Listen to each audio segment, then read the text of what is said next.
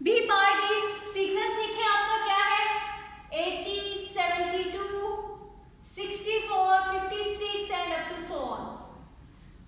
Rule is subtract 8, या आप लिख दें -8 या फिर आप लिख दें subtract 8। Okay, and next two terms आपकी क्या आई है, एक आपकी है 42 एंड 30, 48 माइनस 42 आई 40 आई है, sorry 40 and 32। Is it clear?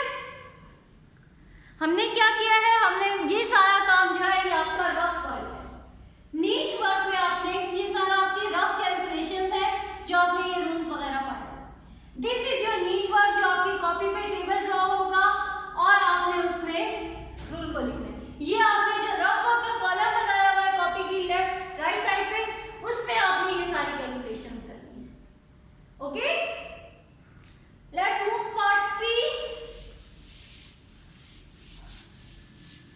Who will do part C? Good. बहुत सारे कैंडिडेट्स हैं जो चाहते हैं कि हम पार्ट सी सॉल्व करें, तो आप अपनी कॉपीज पे जरूर सॉल्व कीजिएगा पार्ट सी। इस वीडियो को यहीं पॉज करके एंड देन टैली कीजिएगा कि आपने जो ठीक किया है वो यहाँ से कितना मैच करता है, कहाँ तक आपका ठीक है या सारा ही ठीक है, तो ये तो बहुत अच्छी बात हो जाएगी।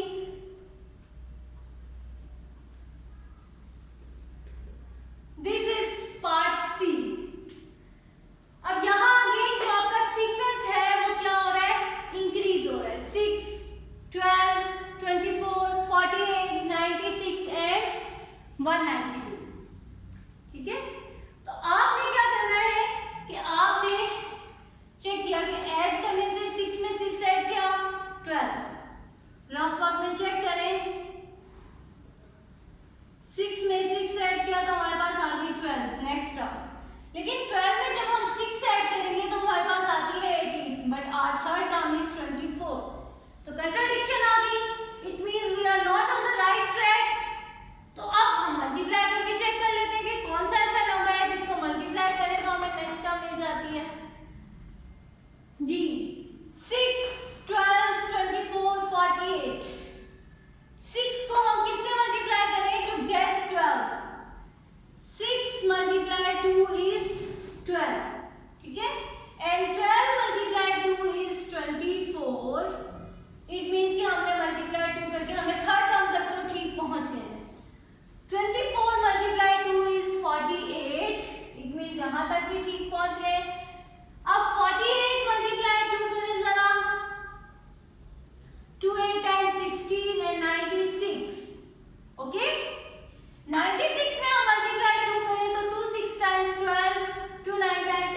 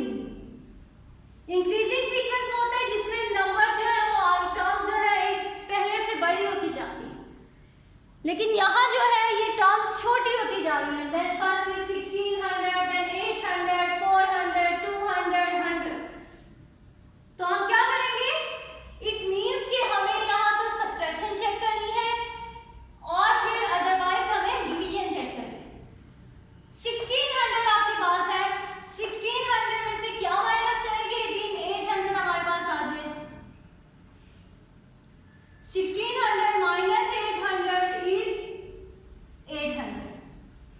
तो अगर हम 800 में से 800 माइनस कर दें तो नेक्स्ट टर्म तो 0 हो जाती है, लेकिन यहाँ तो हमारी थर्ड टर्म 400 है।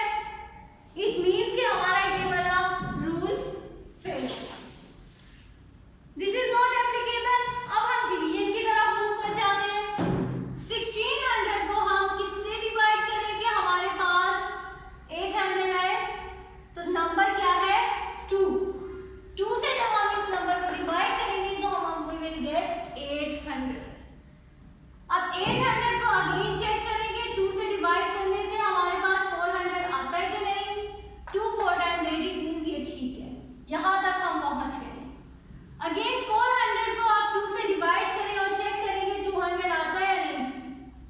ठीक है, इट मींस यहाँ तक भी ठीक पहुंच गए।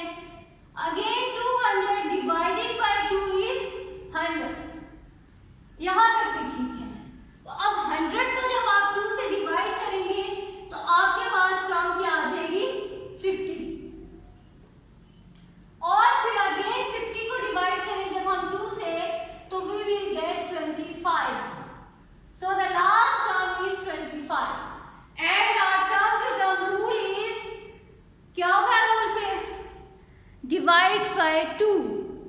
2 से डिवाइड करने से हमें नेक्स्ट टर्म मिल रही है। ठीक है, तो अब हम इसको टेबल में वैल्यूज पुट करते हैं अपनी। D part is 1600, 800, 400, 200 up to so on। तो what is rule for this sequence? Divide by 2। आप इस तरह लिखते हैं या फिर आप लिखते हैं divide by 2 and next two terms are 50 and 25। Okay,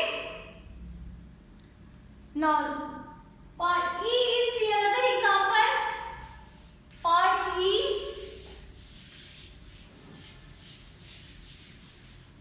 part E is minus 16,384,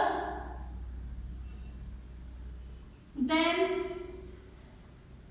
4,096, then 1,024, then next term is 256, then minus 64 and up to so on। ये सीक्वेंस तो जरा बहुत हैवी सा लग रहा है कि प्लस माइनस भी ऑल्टरनेट पे आ रहे हैं और इसके अलावा ये डिक्रीज हो रहा है 16,000, 4,000, 1,264। तो इट मींस कि हमें इसमें सब्ट्रैक्शन या फिर डिवीजन को चेक करना है। ठीक है, तो आप जब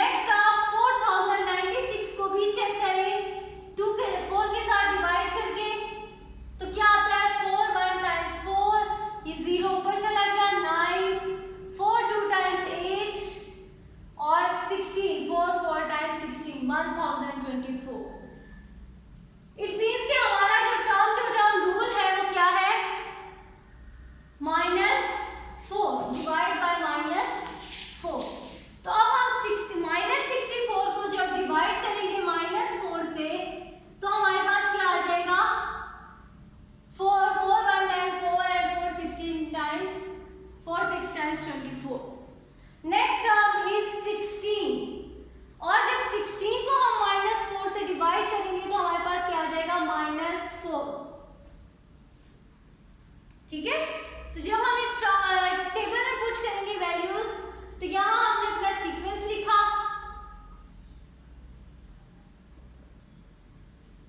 और टर्म टू टर्म रूल क्या है इसके लिए, डिवाइड बाय -4। तो आप लिखेंगे डिवाइड बाय -4 या फिर आप वर्ड्स में लिख दें divide by -4 and the next two terms are 16 and -4. Okay, now students do question number exercise 7a, question number 1a to k parts in your neat copies. Okay, इसी तरह आपने table draw करना है, rough work में आपने सारी calculations करनी है और टेबल में आपने रूल और टर्म्स को स्पेसिफाई कर देना है। Okay, thank you students, Allah Hafiz.